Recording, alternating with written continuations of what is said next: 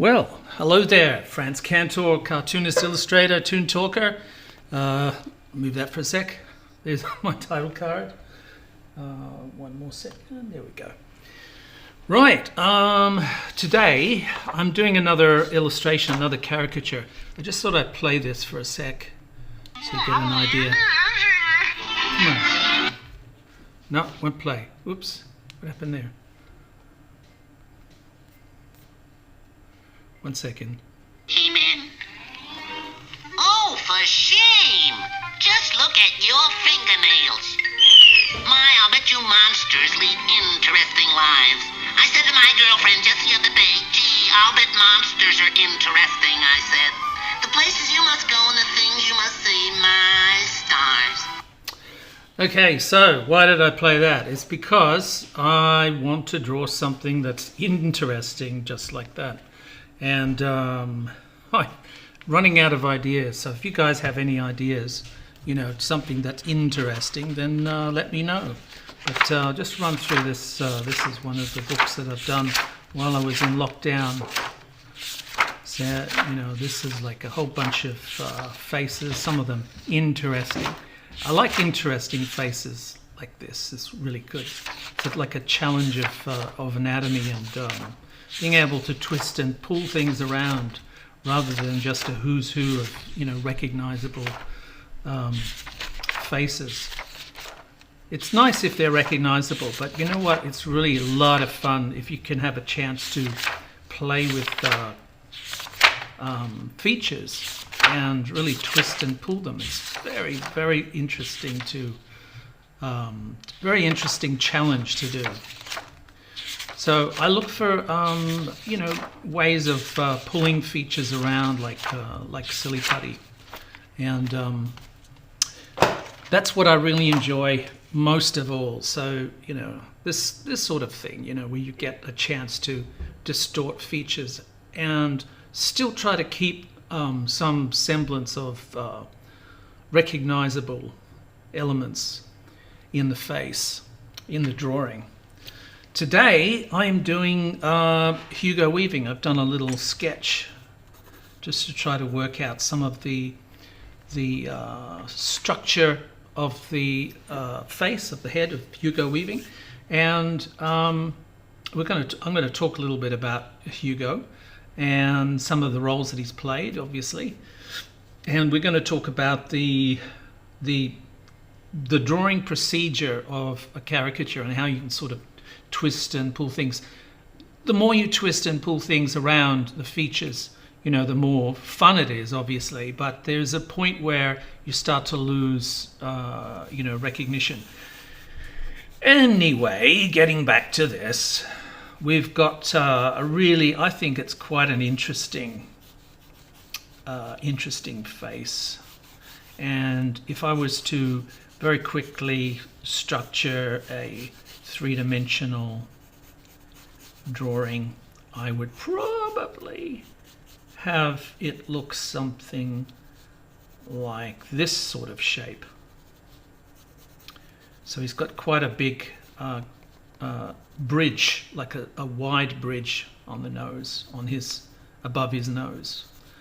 So this is the sort of shape that I'm looking at, right? So when you draw anything, if you approach it from a stylized or a simplified shape resemblance, like this looks like a peanut, or his head looks like a pear, or a plectrum, or something like that, some shape that you can relate to and draw, that kind of gives you an entry into the drawing process itself, because you've actually moved the goalposts around in a position where it's both challenging to you, interesting to you, and it can provide a more valuable problem-solving lesson.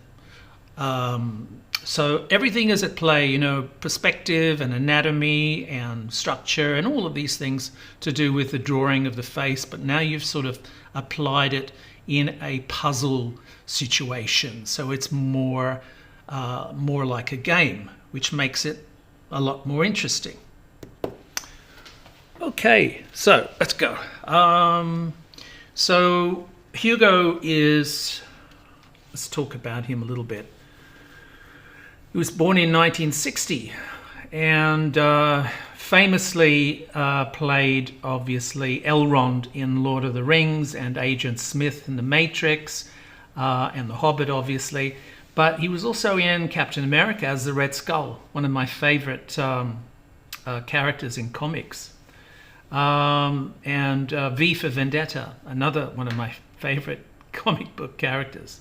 So he's really been interesting to me for quite a long time. He's been in other films which I've seen, like obviously Priscilla, Queen of the Desert, Cloud Atlas, Babe. He was in Babe.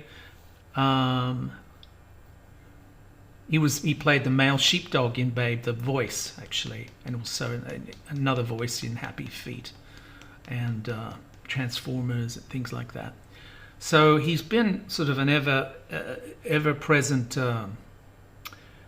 feature of a lot of the films that I've been watching. This is him as Agent Smith in The Matrix. This is the shaggy version of him, I guess, when he's not working. Or maybe he's doing biblical roles, who knows? This is, if you wanted to do an angry, like, Mrs. Potato Head in Toy Story 2. I'm packing you, your angry face. This is his angry face. This is like, I don't know where the makeup is and if he could actually perform that expression with his eyebrows, but that's angry. So the angry elf, Elrond. This is him in the Viva Vendetta days. Another one of his beard. This is him, which I'm going to actually use some of this as, obviously he's hiding his chin, so we'll need to get the chin from somewhere else. But I'm going to use this, I guess, for the reference, for the caricature. So I'm going to try to play with that. This is a couple of great roles, obviously, Viva Vendetta and the Red Skull. Red Skull didn't take to the Red Skull at first, but it obviously the acting was awesome, but the makeup and effects of it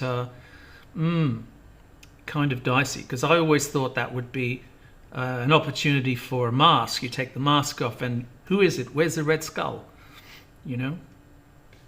Okay, so yeah, so there's just normal. That's him, happy.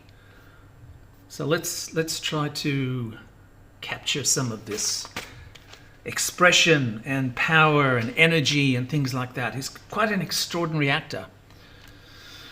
So in terms of lighting, let's simplify this process a little bit. We've got this this putty, right? So like it is here, right in front of you, the lighting is coming in from the left, and that means that the shadows are going to fall around the right-hand side of the face. All right, so that's important. Why is that important? Well, because when you draw elements, you have to refer to the shading of other elements in front of those things. So, either like overtly, like to actually create shadows that refer to that light source, or in some subtle variation of. So why is this important? Because we're working on a tonal paper, like a grey paper, and that's going to meet us halfway in terms of drawing tonally. So the other thing I wanted to mention, we're going to be using like some brown pencils and black pencils and white pencils, right? And those are the three color pencils that we're going to be using to create a sculptural reference drawing, like a three-dimensional construct of in drawing, showing volume. This kind of like the 7 elements of art all in one piece of art, all in one project. So you've got line, shape, tone, form, which is three-dimensional, texture, pencil actually is really good at capturing texture of skin or hair, for example, and even color. So color is, and space. Color is you're alluding to the warmth of skin texture by using a brown, a red color pencil. So that's going to sort of tint the drawing in many respects. So that's going to be interesting too. All right, so here we go. I've done a little thumbnail just trying to work out this shape, right, based on this. And I have taken the opportunity to try to work out, I want to put the mask in there from V for Vendetta if I can, but I want to try to work out the basic dynamics, you know, the pose of the figure, albeit like a figure with a big head, so there's very little, you know, body in shot, but even so, you know, you need to sort of create a dynamic position, dynamic pose, and try to counter that or balance it maybe by creating a structure, like a simple object shape. In this case, I use this box, this sort of a window, and have the character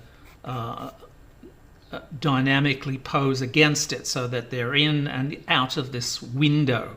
And that gives us the opportunity to have fun with the dynamic composition of the character, but also to freeze a character on the page and to use negative space as a form of compositional balance and to draw the attention in. All right, so let's proceed with some of the details. I've taken the opportunity to get the thumbnail. I've drawn the thumbnail up very, very lightly on the tone paper, and I'm going to start to zero in on there, and then I'll attack it with the black pencil, and obviously the white pencil. So we're going away. The other thing we're on our way. So the other thing I wanted to mention as well is when you're working from reference, right? Try to keep the distance from the reference to the paper very close to each other, because the further away it is, the more information is tinted or colored by your brain trying to fill in the gaps. Okay, so I'll explain that as we go further, but basically the best practice is to try to keep it as close as possible to the paper. Right, so he's got some very interesting, right out of the gate, it's got some very interesting structures here.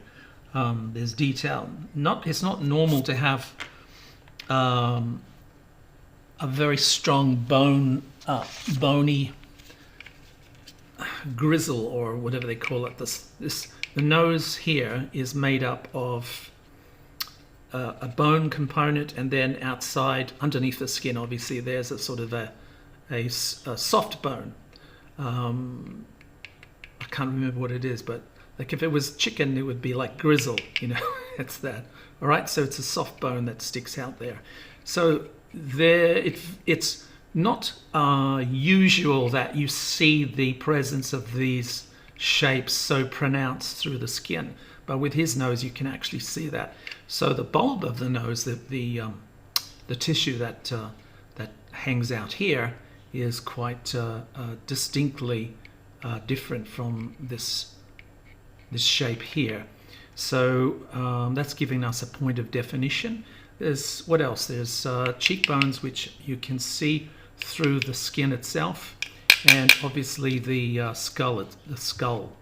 In his case, there is like these bony. They look like bone. They're probably tissue. Actually, you know what they are. I'll show you in this face here. I'm referring to this shape here, right around the head. So it looks bony. It's created from, even over the skull itself, there's tissue that's stretched and pulling across the surface. There's also the presence of these veins, right? And those are probably creating a little bit of a a bulge in the skin, just underneath the skin. And of course the skin, when it applies itself, when it's covering the structure, these details, look at all the details in there that's in the face. There's lots. And when the skin covers it, it softens a lot of those details, and occasionally some of the details show through. And depending on the quality on the thickness of the skin, for example, so when you're very old, obviously, your skin gets thinner and tends to shrink, contract, or sink into closer to the tissue underneath. So it shows a lot of these bumps and underlying tissue more clearly. So there's a lot of things happening, isn't there, like in terms of anatomy, and these are things that you think about while you're attacking the face, while you're trying to draw the face.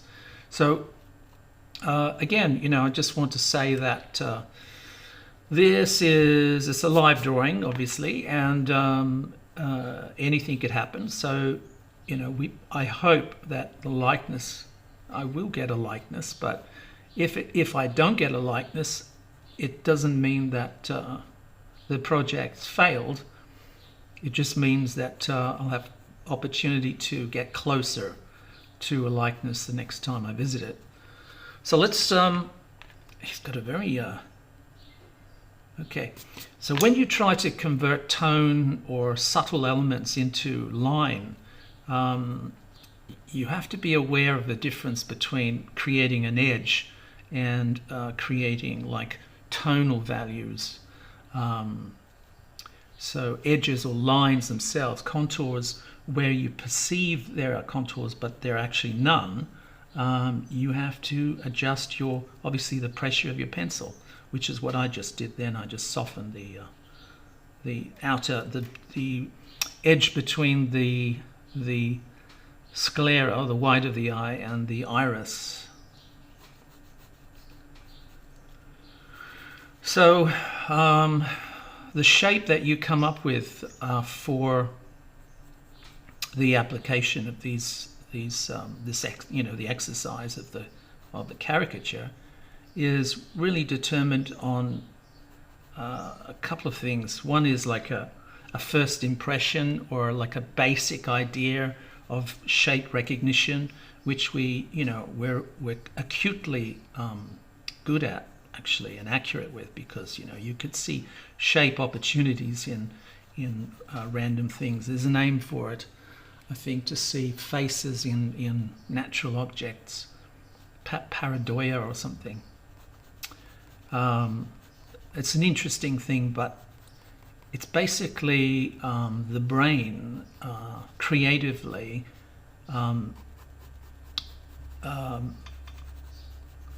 making sense out of chaos. So that's something that we just do by accident, and it's really, we are aware of it more, I think, as children, when we come up with imaginative stories almost of our environment, and in our drawings, obviously, and it's a way of seeing things that are not there, but it's a good way for the brain to entertain different patterns of thought, different directions of ideas. So if you don't have different directions of ideas and your brain sort of only continues in one direction, one logical conclusion, for example, you're not going to get anything really different or interesting in your creative thinking. Depends on how often you play. So allowing yourself, giving yourself permission to play is important. So play just means letting your imagination go wherever it wants. Some very interesting shapes here that reflect the we'll talk about his face too. There's a lot of muscles here, which, you know, I've drawn a lot of actors, obviously.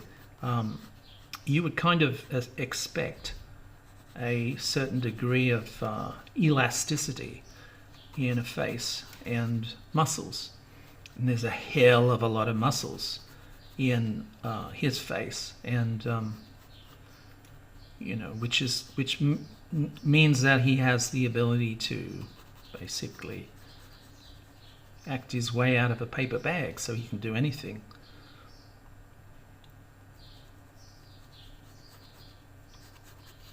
So wrinkles, muscles, features like this are a product of thought. They're a product of feelings, and obviously actors channel, you know, both things in order to recreate something, to an impression of another personality. So it's like, you know, the method acting process of analysis and, sorry, I'm just sort of getting a few of these. I need the right angle, so drawing the eyes in perspective. So perspective means that these lines trail off because it's a 3/4 view of the face, not a front view. Lines, horizontal references on a surface that's facing away from us tend to, well, always refer to a vanishing point on a horizon. So that's what I'm trying to sort of keep in mind as well. As I said, you know, there's a lot of stuff that goes through your head when you're drawing, which is part of the process. So, you know, it's a puzzling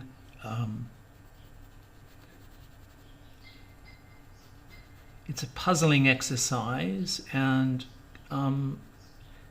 as long as you don't approach it with any degree, like, don't think of things as being hard to draw. You know, a lot of people find faces and hands and things hard to draw, and they sort of give up. But, you know, if you try to make them fun, if you make the process fun, then it won't occur to you that it's hard. That makes sense. So, interesting faces. It's what makes the process fun. To be, you know, to have some form of challenge, to bend the rules, and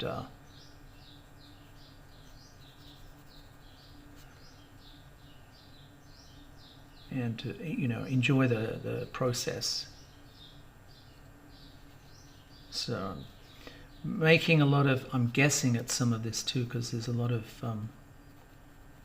elements, little tiny elements that I've moved around here quite substantially in order to get a dynamic shape. I'm forcing these elements into these spaces, and sometimes they don't fit, sometimes they do.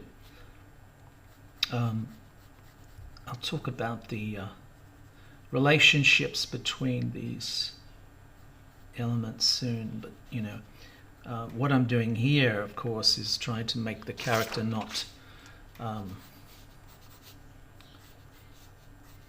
cross-eyed. So the relationship between the right and the left eye, even in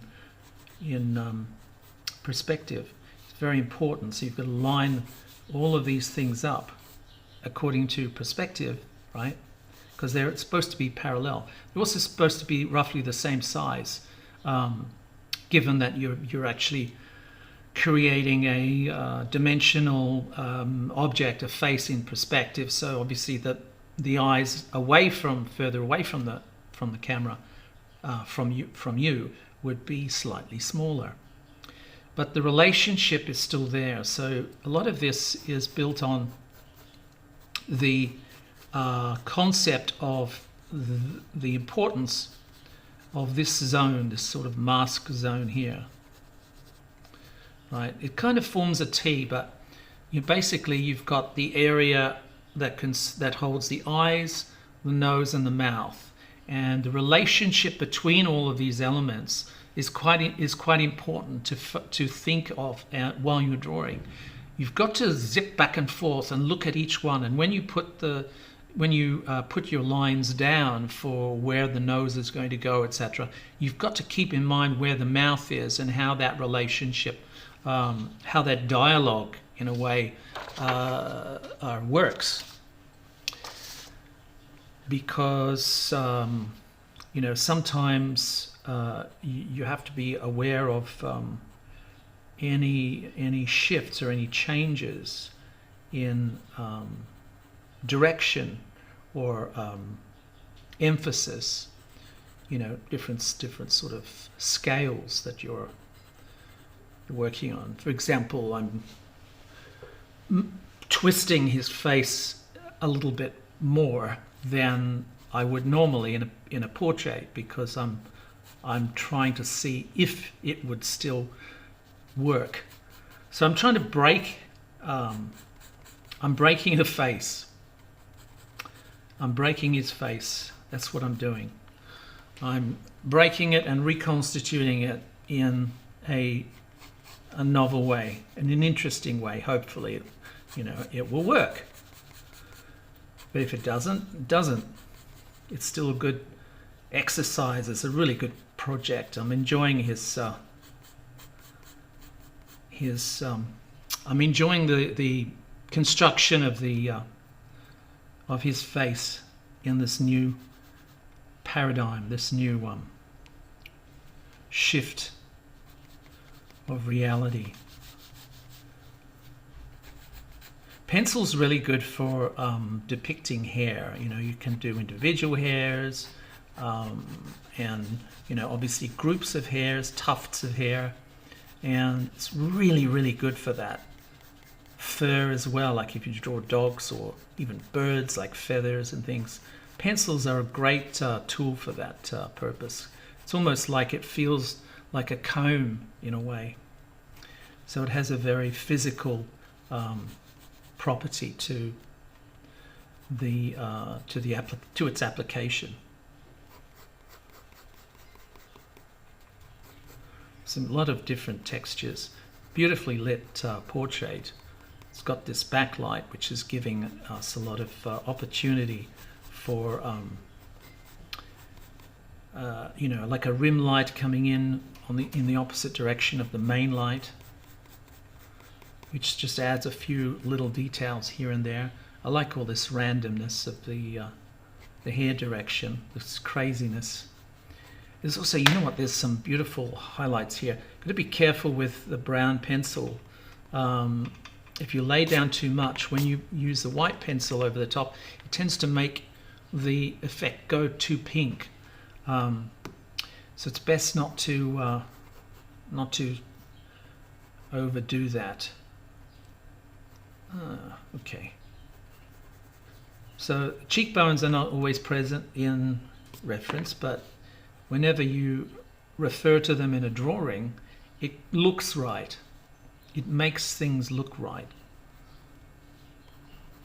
Very interesting. Okay, so there's beautiful subtle light spills through over the geography of his face. Very nice patterns of light, which I hope we can adhere to. I'm also, another thing too, this is not his haircut. I think this was more the haircut from the show. I could be wrong, but I kind of like these longer sideburns, so I might just refer to that. And gives him more of a musician a musician look. It's got this mullet as well in this shot. Quite like that. So I'll try to get some of that in there.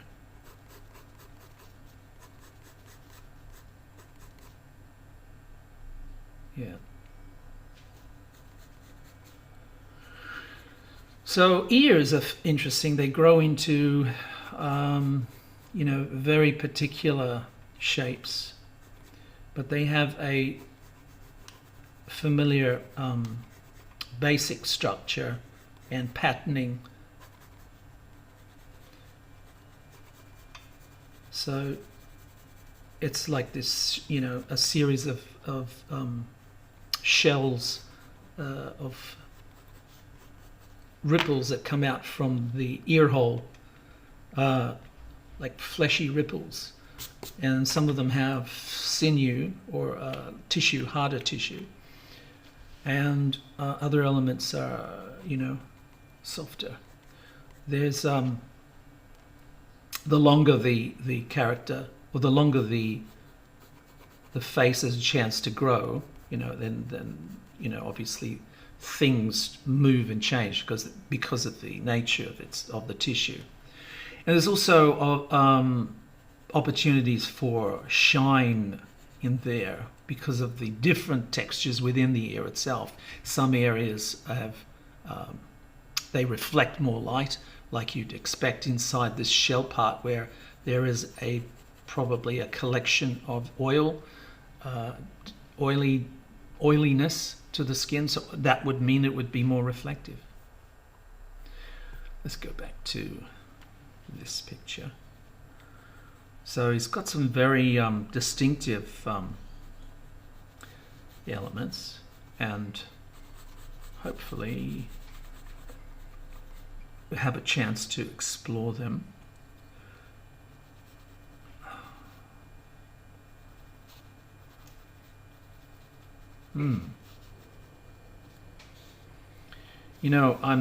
I'm trying to sort of favor this because it's tilted.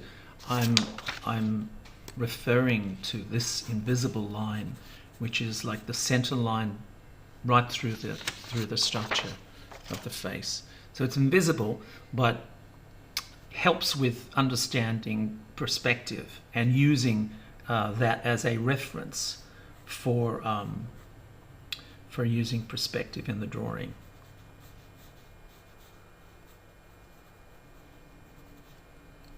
Yeah. Okay, so that's good so far, so good. This is it's based on an impression that you have of these features and how they bend through space, and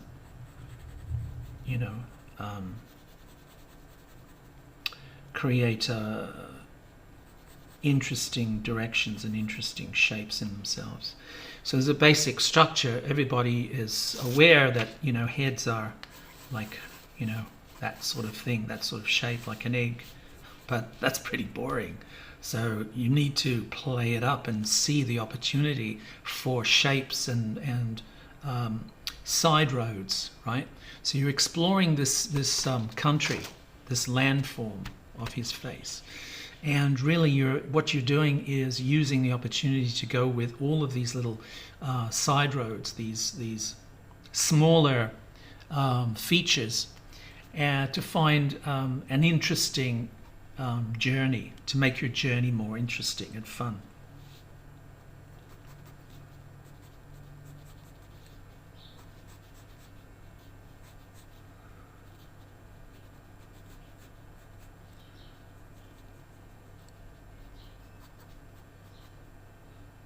I like that. Let's see what I can do with getting it back into some form of relevant structure. I've bent the anatomy a bit, but I think what I want to do is try to make it relevant, keep it relevant. See those muscles, the lines, the dimples around it, the pushing and pulling of this of all this tissue. It's an incredibly powerful face.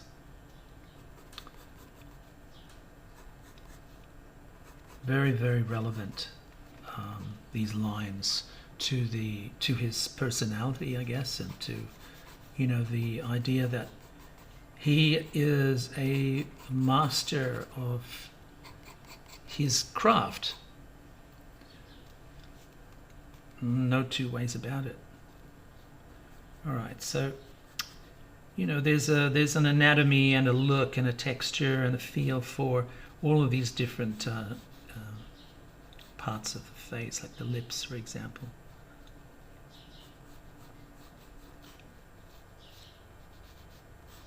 So work, you know, try to find relevance rather than making a decision straight away, I think is a good, it's a good thing to do.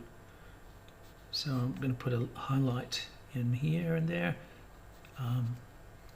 I don't have his, I don't know what the lower there we go. So we've found, Eureka, we've found some more information about the lower part of his face, which wasn't present so much in the reference because it was hidden by the mask that he's holding up. So there you go. Very interesting.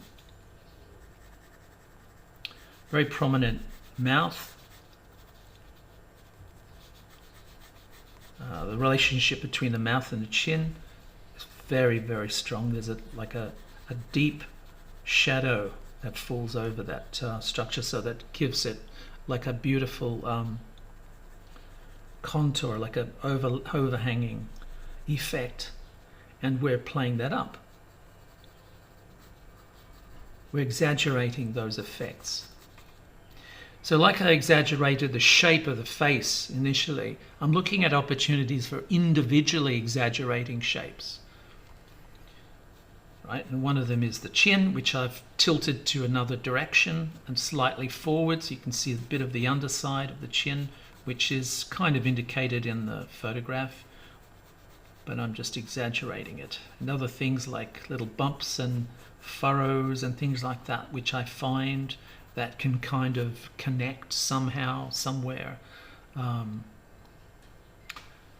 know, there's always like an opportunity to look for things like that. Let's get this electric razor. I don't like this shadow in this area. I think it might be helpful if we brought some of the light back, also maybe in here. So sometimes in finding the lines, the correct lines, you experiment with your loose drawing over that surface. You know, changes some of the properties of the paper itself.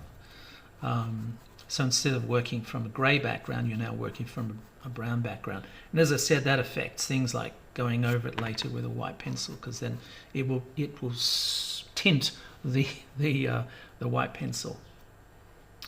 All right, so that's interesting. Let's try to make these lines a bit stronger so we can get a bit more direction. Right, okay, here we go. What's happening with his neck? It should be more muscular.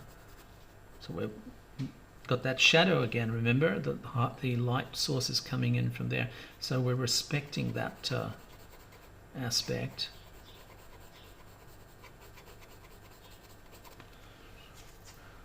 Brown pencil is good for catching some of those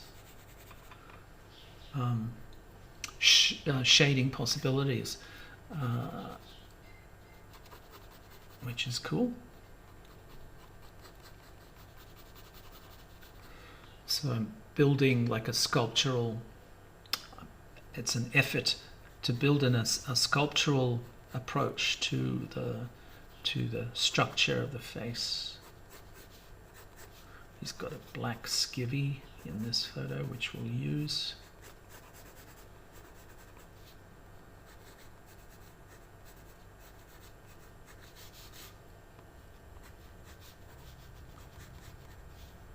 That'll do. I didn't have reference. I don't like the position of the hands or the mask. It's too close to the face there. But we'll try and I want to bring the mask in because I quite like it.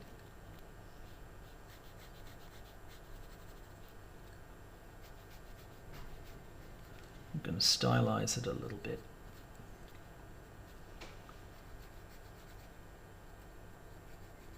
Perspective again, thinking about how the shape wraps around, you know. That'll do. It's yeah, it'll do, I think. It'll serve the purpose. Okay, and a little tiny bit of a mustache, of course, down there. Now there isn't. There's the cheek of the mask. Let's put a little hole there. I had to take some reference of my hand to just to get a little bit of realistic details in this hand. You know, hands are really good. You really can't underestimate drawing hands as a way of understanding how the body works in total, because you know it does reference, the anatomy does reference the whole body, so there's a lot of relevant shapes and wrinkles and forms and things, which if in practice, you know, is when you use it as a system of as a subject for drawing, you're actually learning quite a lot about the whole of the body. So when you draw, it's like when you draw part of the body, it reflects elements of the whole of the body. So the hands reflect, you know, other elements, muscles, sinews, bones, shapes, rhythm throughout the body. Rhythm, I realize, is a dance term, but it's in application to drawing or drawing the figure. It's the connectiveness of all of these distinctive shapes and lines, and how they basically end up referring. See how light is? It's got these grey eyes, but there's no point in doing a lot of outlines around them, because I don't think it will work. This is the testing part. Why have I only got a little stump of a black pencil here? I'll get a bigger one. There you go. That's a bit better. So, yeah, let's get into it. So I usually start with, again, focus on the mask area, the eyes and that. That's where a lot of your attention is going to be spent. And what you're looking for is dark and light opportunities to capture a sense of believable drama in the features, in the face. So that will help with a couple of things. One, in obviously the believability of the thing of the face as a three-dimensional object, and also expression. So it's a way of creating a sense of relevant expression and mood. So, you know, if somebody looks happy, there are things that you need to understand. What's making him look happy? Is it just his smile, or is it also helped by the shading that's created by the light source? And, you know, the sense of drama, sort of kind of reading the tone. I think that's another acting ability too. An actor will read the tone of a room or read the tone of an environment and purposely, you know, reference that.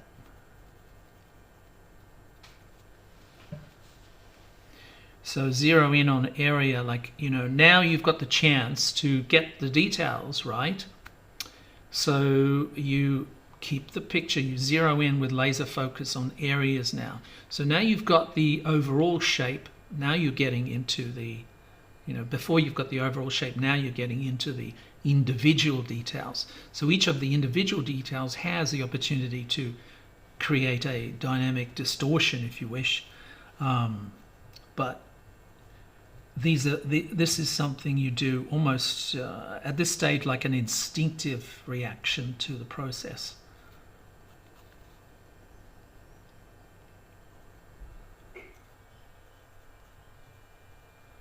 Right, obviously, things that you can't really make out, like lower lashes, lower lid lashes, smaller individual details. You can. It's up to you how you want to field them in the drawing. Anything is possible, but you have to temper it with what you see. So it's a balancing act between what you feel and what you see, and that makes this an interesting project to do. Because truth is in the eyes of the beholder. So in other words, you make your own choices, and you invest time and energy into those choices. This is a choice. This is my choice. I'm saying he looks like this for this moment, and that's my choice. So I am putting my time and my energy into this choice, into this shape, which I say has a chance of being relevant. So it has a chance of being truthful. Truthful in that it's referencing life. It's referencing something that makes sense in a sort of a narrative context. All faces are red, right? Not color, but all faces are red as books. They tell us a story. Expressions, lines, which also reference their expressions through time. Wrinkles and things like that, formed by thoughts and feelings that play over the face, over the landscape of the face itself. You can't think of when you're drawing, it becomes an obvious connection. When you're getting into these wrinkles and things like that, they kind of feel rocky, they feel mountainous, they feel like valleys and other physical landforms that we are familiar with from looking at geography. But this is now it's a different topic. Not a different topic, it's a different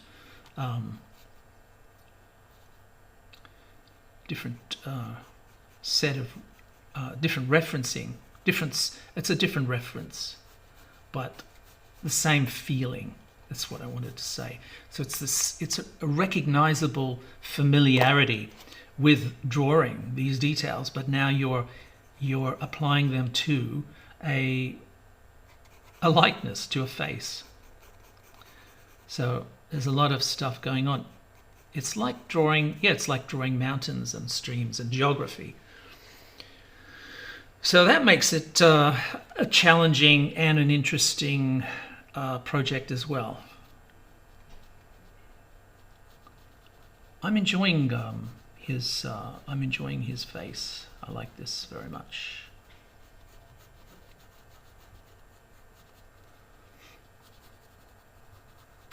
Sometimes, you look at a reference and you'll think, well, that would be a challenge, or that would be interesting, and then that leads to the creation of the idea or the subject, right? Sometimes, I can start with something and think it's not working, and discard that reference and go into something else, find something else that can give me what I want, which is an interesting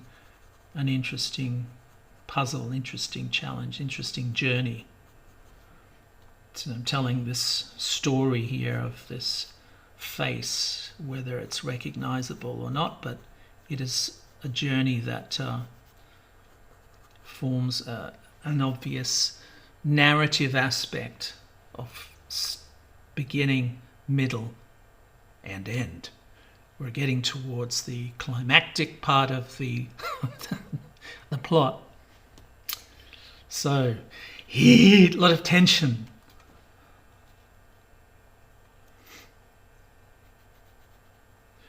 I have never met Hugo, but I nearly ran over him once in Bondi Road years ago in Sydney. I didn't intentionally do that. I'm not saying that because I'm a careless driver or something. It's just that it was a rainy day, I remember, and it was dark at night, and he was trying to cross the road out, like not the crossing like I would do, being paranoid, but through the traffic. So that was a scary thing at the last minute. Ooh, who's that? Oh, it's Hugo Weaving.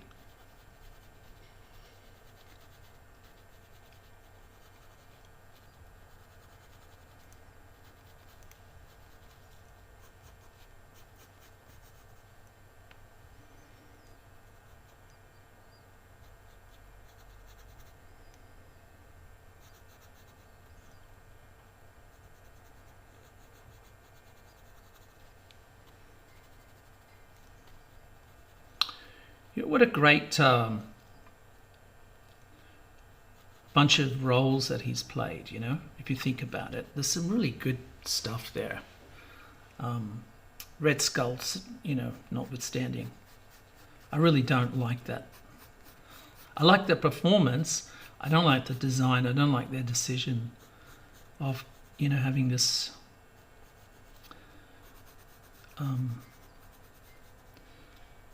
what would you call it? It's a sort of a mutated face. It's scary, but I thought it was like, no, that's not how it worked. It's obviously a mask.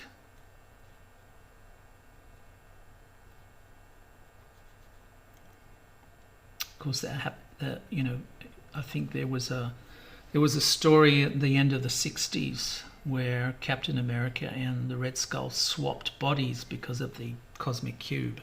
That's how I think he met the Falcon, or was it the Falcon? I think it was the Falcon. That was that story arc. But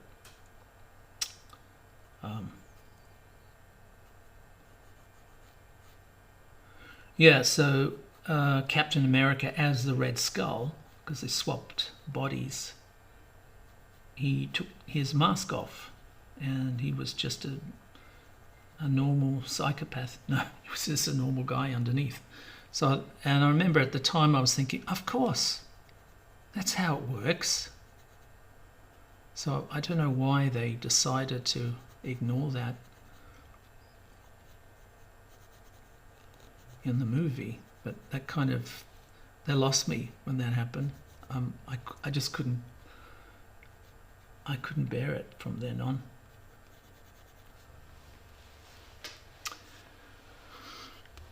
Okay, so we're playing with perspective, exaggerating a lot of these elements, and that's interesting for us. Let's go down the face now.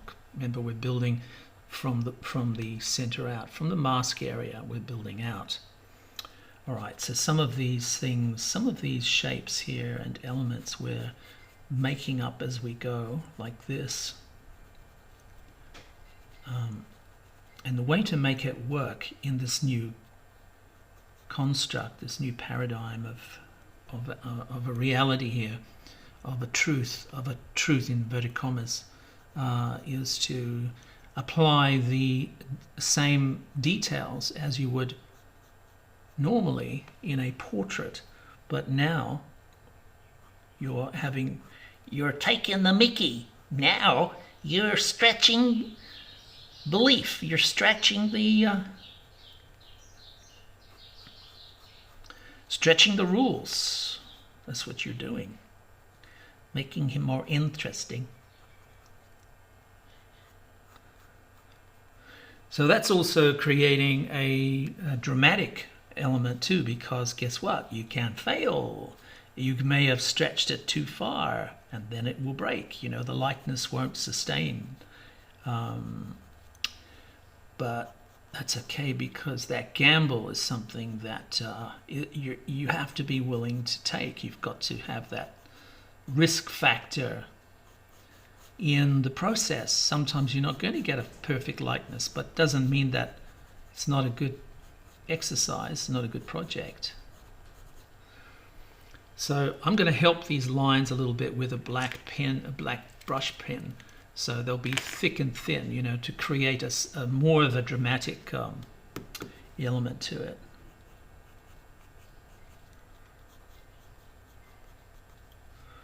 Okay. Again, don't outline things. Don't, be very careful. You've got an implement in your hand that is as subtle as it is non-subtle. So it depends on the pressure that you bring to bear. You can be, you know, to get thick, more precise lines, you can press, you know, change the angle of your strokes and the pressure as well. Those that work with Wacoms know all about that, or Apple pencils. So it's a way of creating a comparable experience digitally that you would have like this. And it's over time, wasn't always that way, of course, but over the 20 years since they've been invented these things, it's a comparable experience.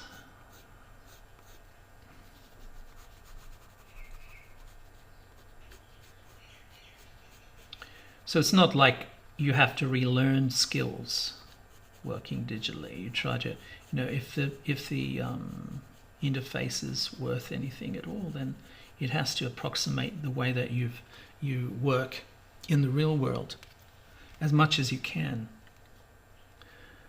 So that's good. The only thing is now I have to be very careful about smudging this pencil, right? Because I've still got to do the hair. So let's go back at the top. I'm going to clean up this line a little bit.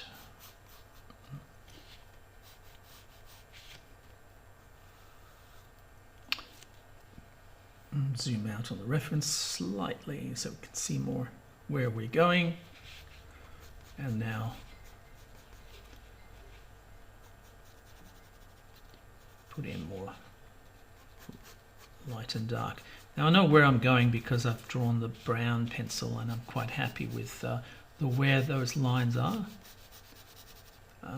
So I just want to reconnect with them and establish a light and dark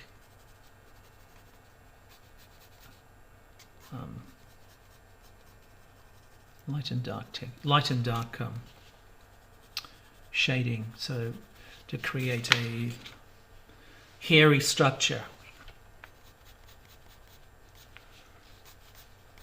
All right.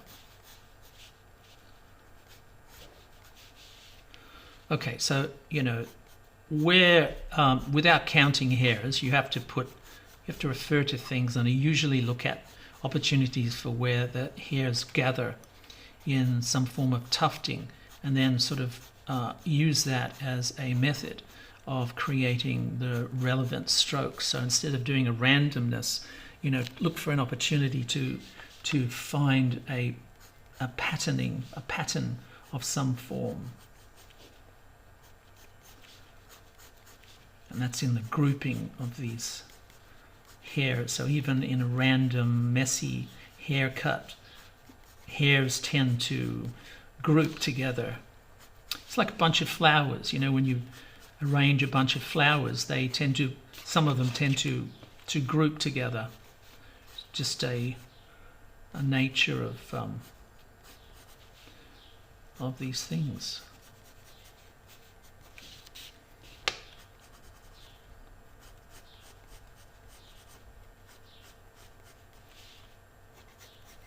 So, yeah. So here is very good to reproduce with pencils. And pay attention to the shading of the hair, the direction of the hair, and the grouping, if there's any grouping at all. If it feels like it can be grouped or it is grouped, then reference it. I don't have time to go in and count them, it's not a photographic effect. This is a textural effect and more of a gestural thing, individual gestures of these strokes. So you can see these curves are referencing the photo, but they have a certain quality which is spontaneous.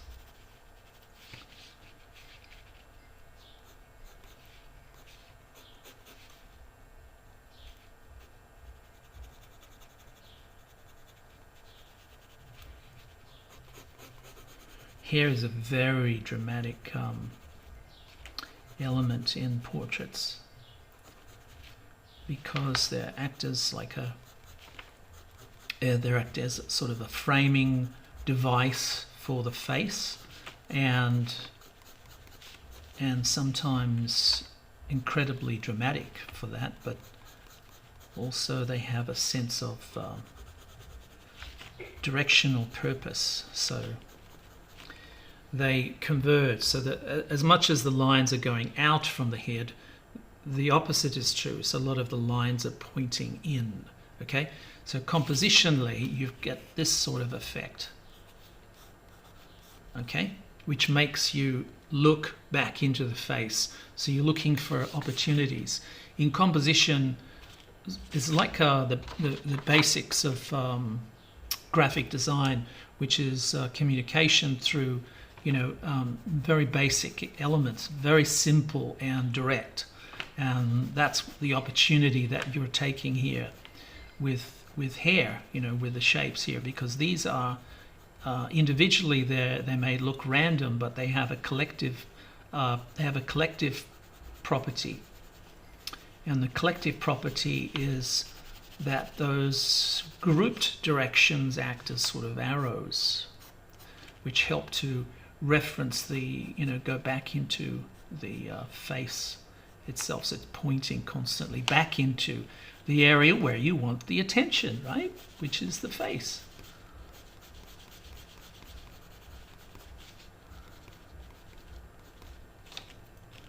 That'll work. I like that. We have a little issue here. The issue is that this ear, which I've pulled out from the head, I can't actually see in a lot of these photographs. I don't want to go to the Elrond one. Oh, okay, so it looks like it has a normal shape to the top. It's not pointy. It is there, and that's very, that's a very good looking elf. I mean, that's not a bad elf. As elves go, it's pretty good. Right.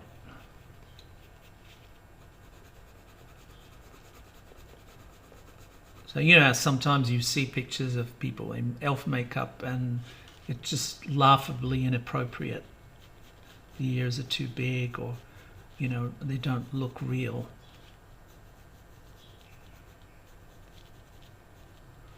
They look more Spock-like than realistic. It's like a obvious makeup effect. Actually, Spock wasn't too bad. I didn't mind that. But some like cosplay that you see with the, you know, they get these big devices that stick on the side of their head, and it just doesn't look believable. May be true to the character, but it's not something that rings out as true anatomy.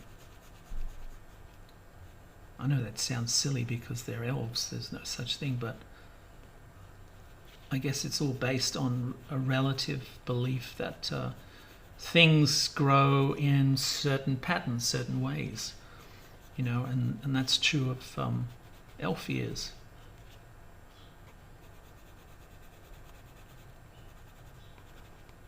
Okay, so carefully put in the shadows here, because, you know, make it too dark and it just changes things too much. Okay, go back with the mullet, put in the shadows from the head and the ears. Yeah, that'll do. I like that. That works for me. All right. What else can I do here to get into more mischief? You know, I'm missing a highlight down, opportunity down this side of the head, but I've kind of filled that in, but, you know, it's all right. It'll do. Okay, so, yeah, just more of the same. Just create, when you're sure, just create a relevant darker tones to help the establishment of what you've got in there, you know. Sometimes I like to put in references to, you know, anatomy and things, and I know it's very stylized, but I kind of dig the even in the smaller aspects of the drawing, to think of shoulder blades and, you know, those bulgy type, I haven't got a figure here to look at, but the bulges of muscles and forms. I kind of like doing that. Sharpen up a little bit. And here we go. Now I've simplified this mask, so I'm just putting enough stuff in there to show that it is that character from that movie. Vendetta, you know, the Guy Fawkes.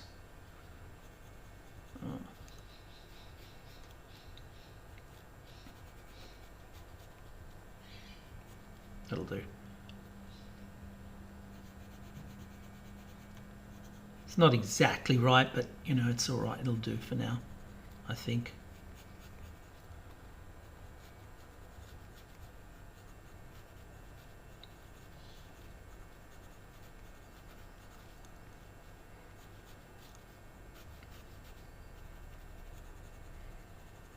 What a great film. I haven't seen that film for a long time, but I didn't realize, you know, how much I loved it. It was a fantastic comic, obviously, in 2000 AD. I think it was Brian Bolland who did the artwork.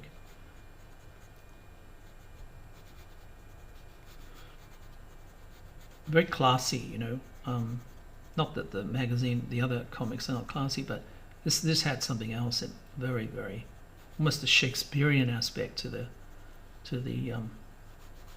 artwork, or the drama of the story. Okay, so just, you know, making things a bit sharper here and there.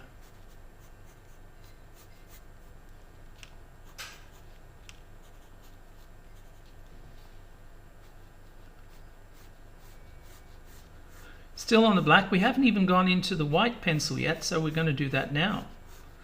And the white pencil is like, if you imagine the black pencil darkening areas, concentrating on the shadows, drawing the shadows. The white pencil is the opposite. The white pencil is drawing the light. So the combination of those things, oh, that's so bad.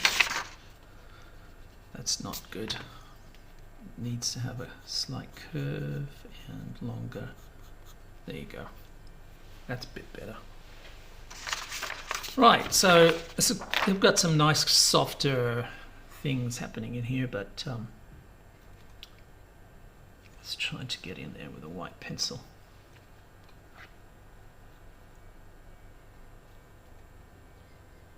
I'm just, like with the black pencil, you're enhancing the contrasts of the shadows.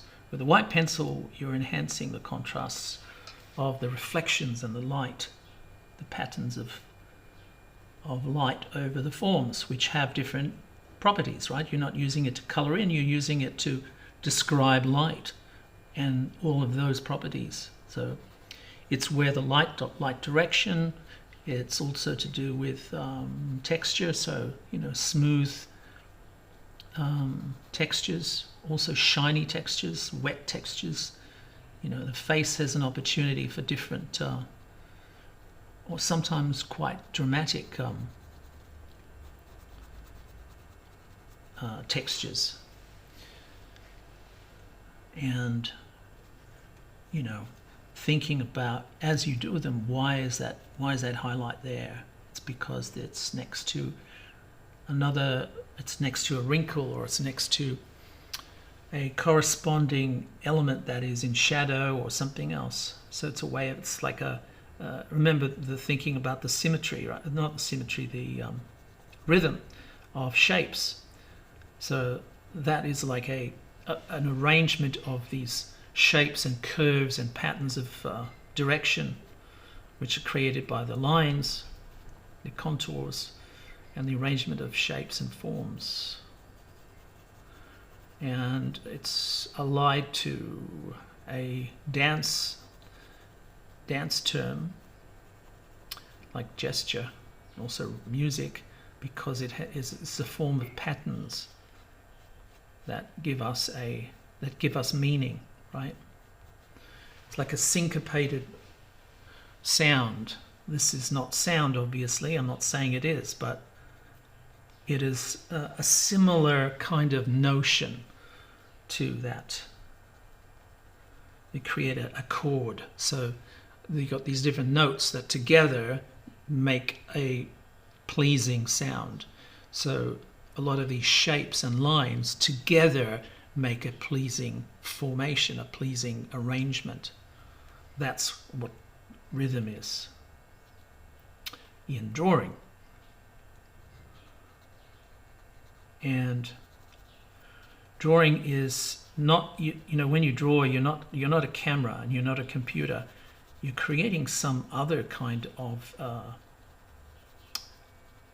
understanding of response to physical stimuli. I'm referring to elements of the real world, which I'm applying to this strange design, right, which is on paper. So it's, in every sense, it's an illusion of space and form that give us an impression of realism or believability. I love these tiny opportunities for little teensy weensy elements, because I've reduced the space, right? So now I'm in the process of capturing a lot of these details, but now in a new fashion, a new area. There's much tighter and reduced in terms of their scale. And this, you know, finding the opportunity to put in like highlights with using a paint marker, acrylic paint marker. So I'm just enhancing a lot of the textural properties that I'm referencing with, or I'm describing with the white pencil. So I'm just helping out the contrasts a little bit here and there. It's also, you know, when you have this pen, sometimes it's good to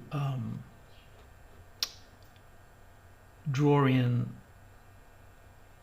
here and there some reflected side lights, you know, so that it gets a more of a dimensional effect. 3 dimensions is created by shadow, or the relation to more correctly, it's not shadow, it's the relationship of shadow, shade and light. So it's tone describing form. Okay, so tone has light aspects as well as dark aspects, and that gives us a relevant understanding of 3-dimensional shape, 3-dimensional properties. So if I put in subtle elements of side lighting to indicate more than one light source, so you've got a main light source which you're obeying, but you're also bringing into the shadow areas other elements of other light sources, you know, reflected lights and things like that. But balance, you have to balance it, of course, because the more light you put in, the more flat the forms are going to be, because everything will kind of even out.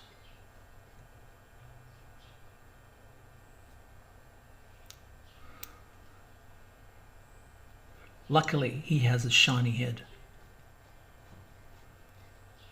So no matter how much I put in there, shine, and I'm going to go in there, don't worry, I'm getting up there.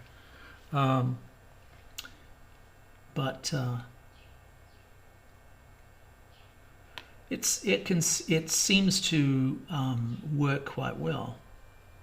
Have to be careful about going too close to respect the contour a little bit that I'm establishing.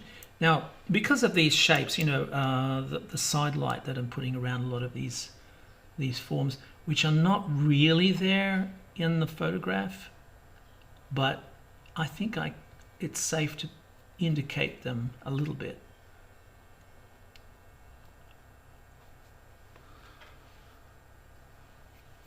Yeah, that's kind of nice, kind of like that.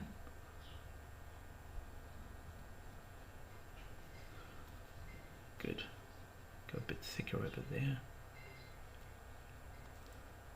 That'll do. All right, good. Now we go back to the white pencil. And we're going over there. Okay, so you know, now respect light. With wrinkles on the head, there's an opportunity to respect the shadows, the light sources, obviously. You're drawing this sort of rippling effect, right?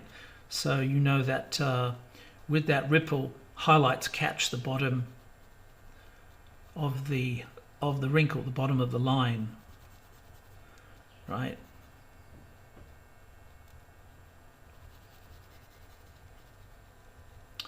Maybe I should explain that a little bit more. You could see where these lights, the lights catching the bottom of this furrow, right?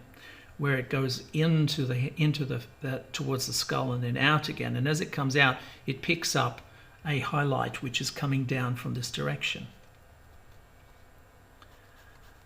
So that makes it feel correct in terms of its referencing to the light. And of course, some of the material is shiny, the texture of the skin, and there's a certain flattening at the front of the skull. So let's get him in the right direction. So there you go. There's a tendency to flatten out there and then, you know, bulge out there, obviously with the brows. But this area here is can be quite markedly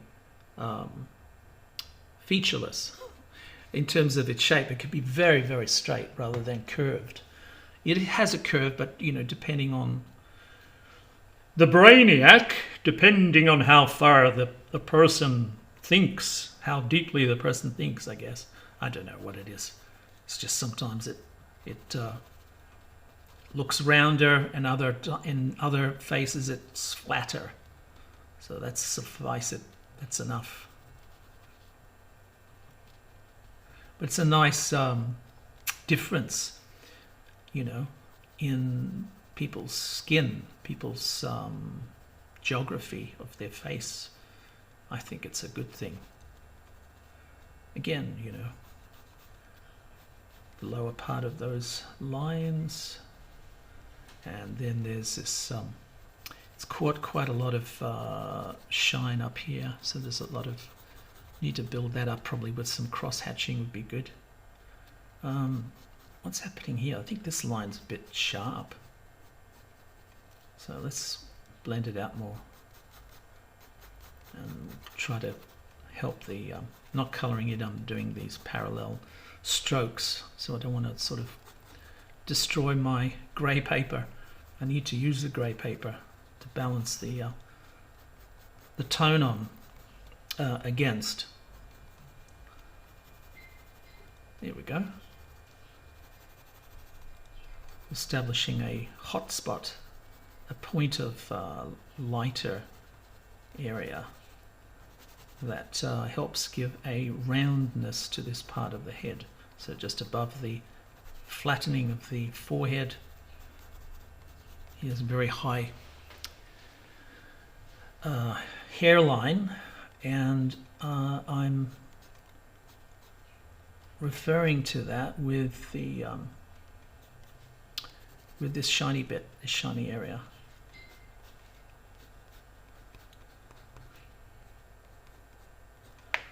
Okay, so far so good. I would say I like it the way it's working so far. Now we need to bring more light into these features, and then we'll be on our way. We'll be nearly finished, I think. Pretty much. I might go into use the black pen, black brush to help with the contrast even more.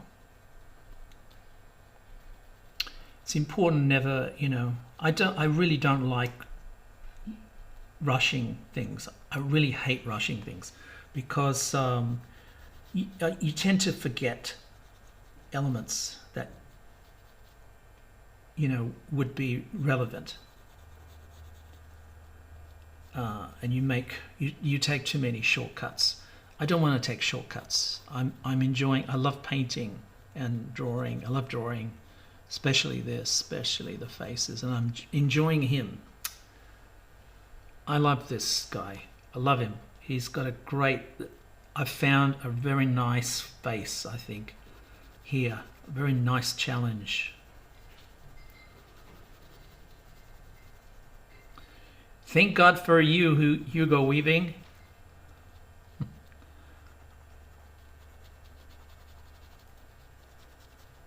It's like Bugs Bunny said, you know. Very interesting.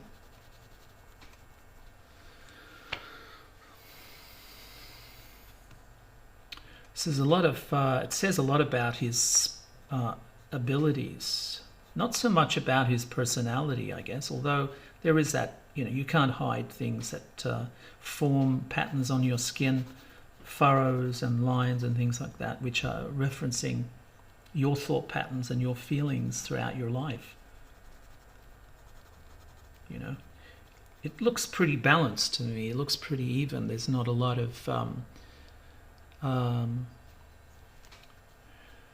doesn't seem to have a lot of trouble, you know, because then you'd be sort of, you know, brows tend to create this this sort of effect, you know. Oh, woe is me, and you know, lines around the face like that, and they stick there. If you have too much trouble, they kind of stick there. Ooh, what happened to the light? Got another little light fill help out here and there. Where's the, oh, we'll use this. Picked it up, put it down, didn't recognize it. Here we go. Okay, so this is a really nice pencil. I love using this pencil. For years I never found it. They're Prismacolor because they're, you know, they're softer pencils than like polychromos like these, which are harder. They're like it's the same amount of, same quality, but it's a different effect. So it's one is, I think, more of an oil-based pencil, and the other is more of a wax-based pencil. And if that means, if you understand what the difference of that is, you deserve a medal, because I've never understood it myself.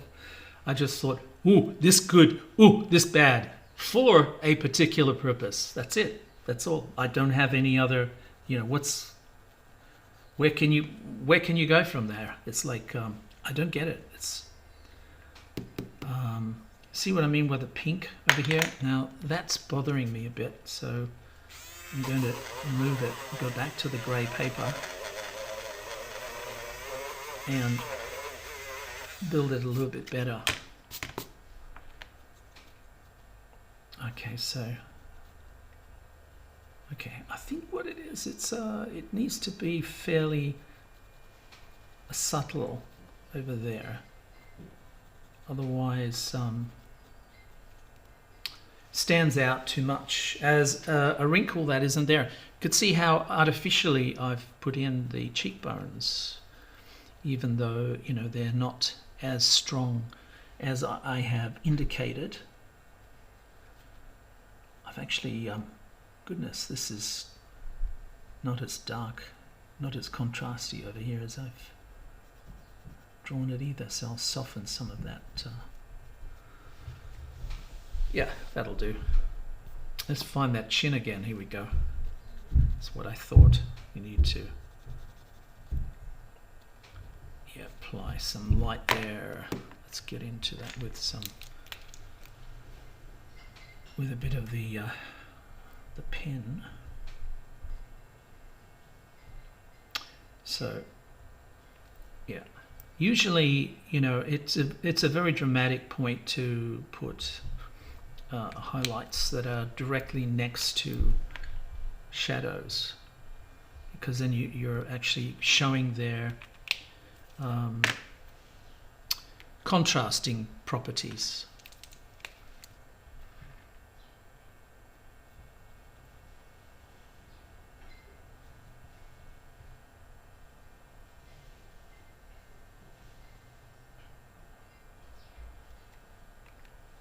Okay, nearly there. So just basically tone the flesh, the rest of the hands, the fingers, the mask. I don't want to spend all day on this part of it, but just help it out a little bit. It's good.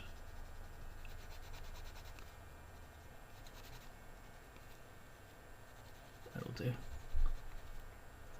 Then you've got the flesh here, and I'll leave the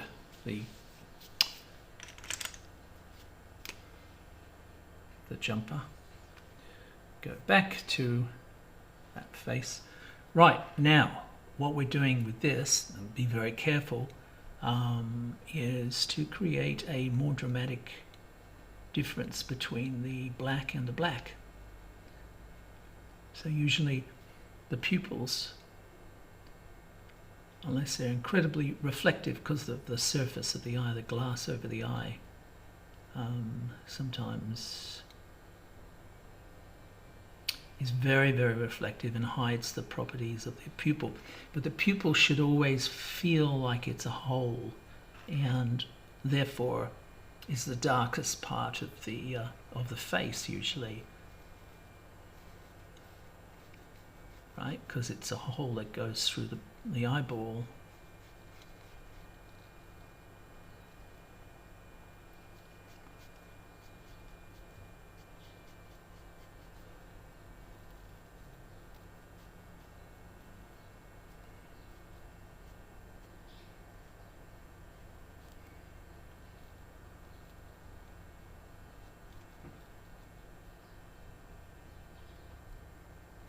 So this is contour lines that I'm building up a stronger relationship with, to help to punch out the face from the background elements.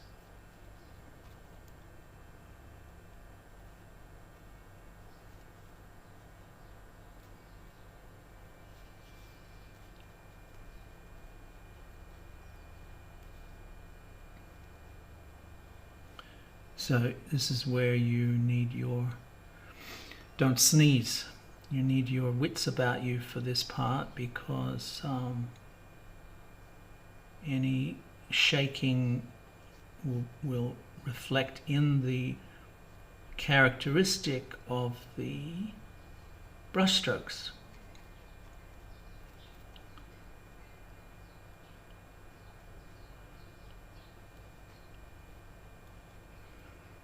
Right, there we go.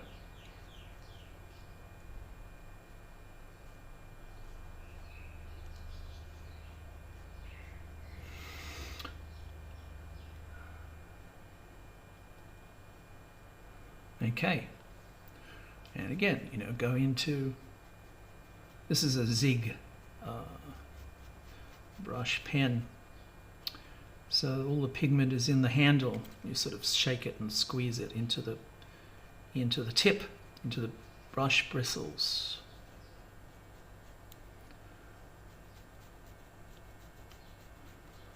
So areas that need more contrast to sort of help the black pencil out a little bit, you know, because the black pencil's good, but it's not as black as the ink.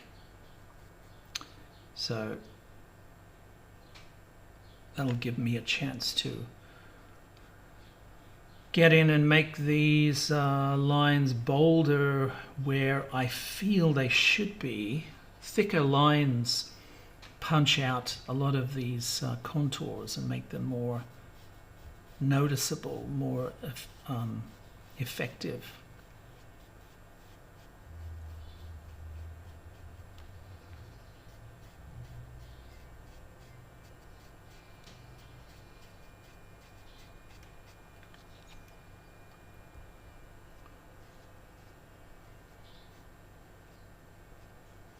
That'll do, that's fine. Right, what else can I do here to get in more mischief?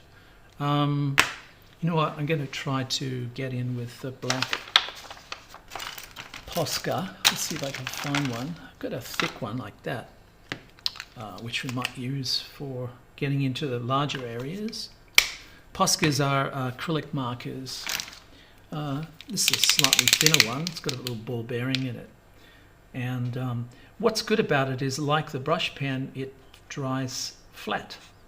And like the brush pen, it doesn't go through the paper, so it doesn't sink in. It's not a spirit-based paint marker. It is a different property. I don't know whether it's water-based. Probably is. I think it is, because I put some on my hand the other day, and I used the moisture of my hand to get it off, and it worked. Which of course wouldn't work if it was spirit-based marker.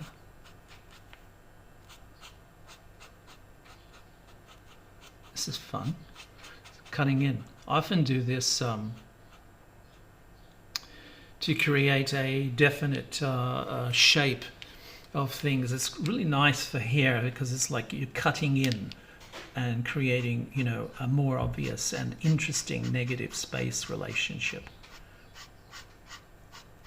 You know, don't go over the line like I have there.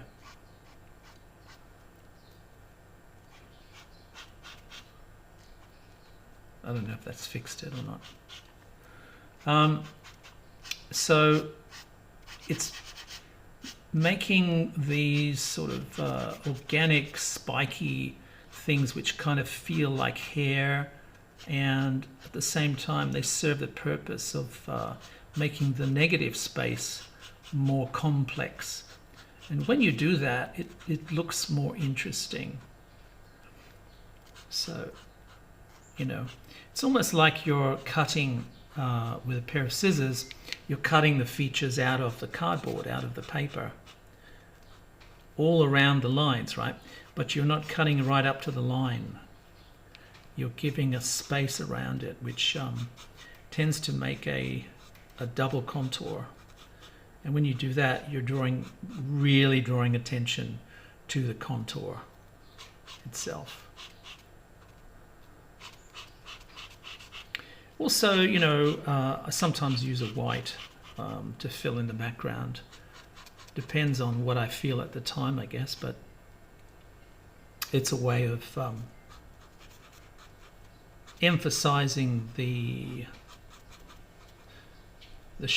lines, the outer lines of the face of the subject.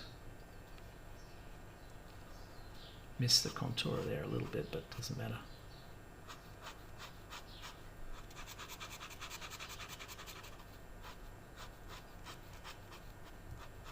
If you ever do that again, this you can build it back into. Wait for it to dry. It dries quite quickly, but not instantly.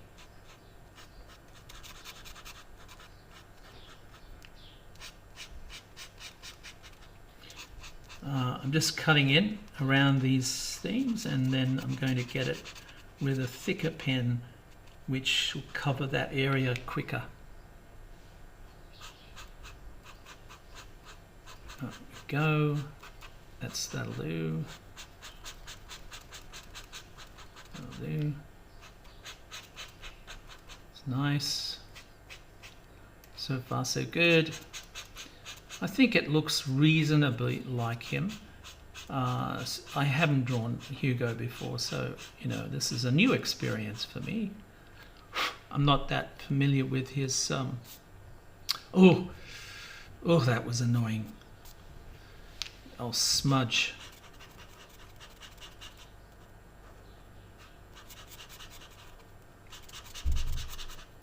So common sense just got put out of the picture for a second there.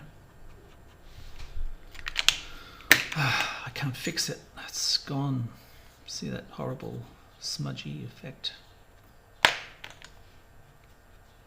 try to reduce it somewhat with a white pencil, but yeah, I think you're in. I think it's it. I think you've done your dash with that. All right, so bring back some of those details there, and fix it up here and there. So with the thicker pen, it's obviously, look at the marks here. That means I've smudged this. I've walked over the drawing. I should have used the paper as a barrier. Try to keep your work clean. This is a lot more precise than, say, charcoal, but it does have similar propensity to smudge, so be careful and be aware of that.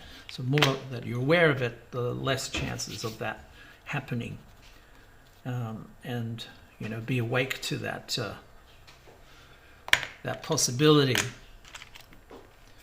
better than I have just then. So this is another Posca. This is a brush Posca, and again, it's like Tipex, like a whiteout thing. So it's doesn't mix with the pencil lines underneath, so it doesn't sort of tint. But oops, let's try to. You're just helping the oops, too much. Helping the contrasts here and there. There and here. Just take it slowly. When do you stop in a situation like this? You stop when you just stop when you stop. You don't have a clear. Oh, I moved, blotted out the hole there. You don't have a clear end, but you do have to be more aware of stopping of an end play, like some form of you need to make an end, so you need to sort of keep that option. There's a that's better. That is better, actually. Let's try to get back into the iris and lighten this texture. and blend it more with the white of the eye so it becomes less striking and different.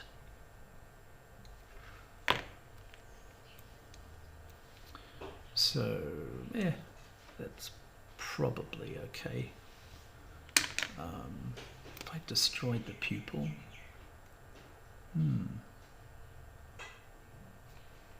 Alright, that'll do. Okie doke. Where are we going? So, get a white pen. Make sure we spell his name right and go Hugo-Weaving.